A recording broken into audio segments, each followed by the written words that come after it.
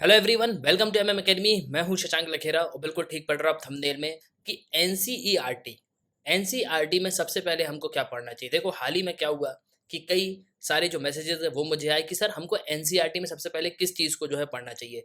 क्या हम ancient history को पहले पढ़ें, क्या हम मेडिवल हिस्ट्री को पढ़ें, क्या हम मॉडर्न हिस्ट्री को पढ़ें। देखिए, अगर आप किसी भी एनसीईआरटी को पढ़ रहे हो तो इससे कोई फ़र्क नहीं पड़ता कि आप एंशियंट को पहले पढ़ो या मेडिवल को पहले पढ़ो या जो है मॉडर्न को जो है बाद में पढ़ो।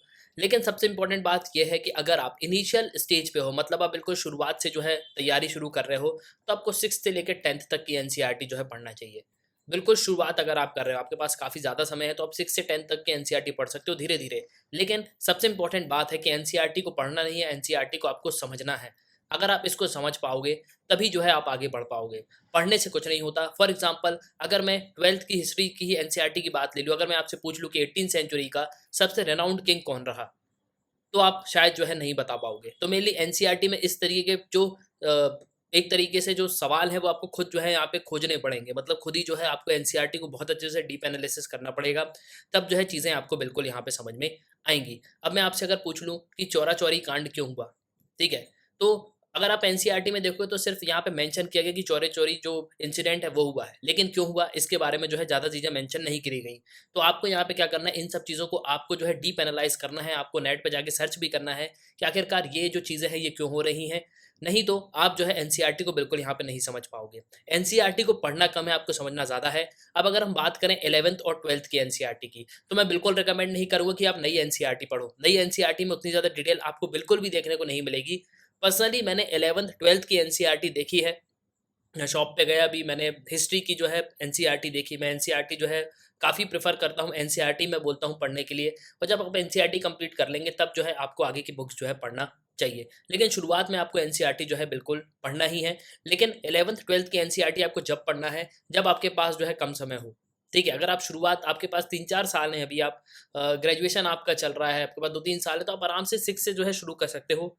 लेकिन अगर आपके पास सिर्फ़ 1 ही साल है या 2 ही साल है, तो आपको 11th 12th की एनसीईआरटी से जो है शुरू करना चाहिए। लेकिन उसके पहले जो है आपको थोड़ा बैकग्राउंड भी आपके पास होना चाहिए। तो 11th 12th की जो एनसीईआरटी वो बिल्कुल सही है। 11th की एनसीईआरटी में आपको वर्ल्ड की हिस्ट्री देखने को मिलेगी, 12th में जो है आपको इंडियन हिस्ट्री जो है डिस्कस करी गई है।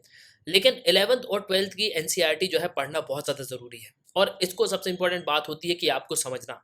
ठीक है? हर एक पॉइंट को जो है आपको समझना है। एनसीईआरटी की एक-एक लाइन जो है बहुत ज़्यादा इम्पोर्टेंट है, और उसमें एक-एक लाइन जो भी कही गई है, उसमें बहुत सारी चीज़ें जो है निकलेंगी। ठीक है? तो बहुत सारी चीज़ें जो है आपको वहाँ पे समझना होगा। तो मेनली मैं यहाँ पे ये कहूँगा कि आप चाहे एंशिएंट से शुरू करो, आप मेडिवल से शुरू करो या आप मॉडर्न से शुरू करो। मॉडर्न से शुरू करोगे तो थोड़ा जो है आपको ईज़ी पड़ेगा। मॉडर्न से सिंपली ये रहता है कि थोड़ा-सा मॉडर्न हिस्ट्री आ जाती है, तो अंग्रेज़ भी आ जाते हैं। ठीक है? 1600 से जो है यहाँ पे शुरू होती है। मेडिवल की बात करोगे तो 712 एडी से शुरू होगी। ठीक है? इसके अलावा एशिएंट की बात करोगे तो स्टोन एज से शुरू होगा। इसके अलावा किस तरीके से जो है ह्यूमन का इवोल्यूशन हुआ, ये सब भी आपको पता होना चाहिए। इसके बाद अगर आप देखोगे तो फिर महाजनपद वगैरह आ जाएँगे, फिर वैदिक एज आएगा, उसके बाद जो है महाजनपद आएँगे। तो ये सब चीज़ें जो है धीरे-धीरे करके आगे बढ़ती जाएँगी। तो कहीं से भी जो है आप शुरू कर सकते हो, लेकिन सबसे इम्पोर्टेंट बात जो मैं बार-बार कह रहा हूँ कि आपको एनसीईआरटी को पढ़ना नहीं है, आपको एनसीईआरटी को समझना है। अगर आपने एनसीईआरटी को समझ लिया, तब तो सब ठीक है। आप जो एग्ज़ाम है वो ईज़िली यहाँ पे क्रैक कर पाओगे। ठीक है? तो मेनली यहाँ पे ये है कि एनसीईआरटी को समझना जो है बहुत ज़्यादा ज़रूरी है। एक-एक लाइन जो है बहुत अच्छे से पढ़ो, और आपको जो है यहाँ पे चीज़ें पूरी समझ में आने लगेंगी।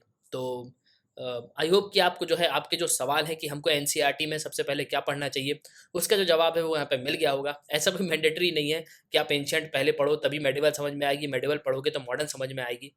ऐसा कुछ भी नहीं है। लेकिन मैं यहाँ पे सिंपली ये कहूँगा कि डीप एनालिसिस जो है करने की ज़रूरत है।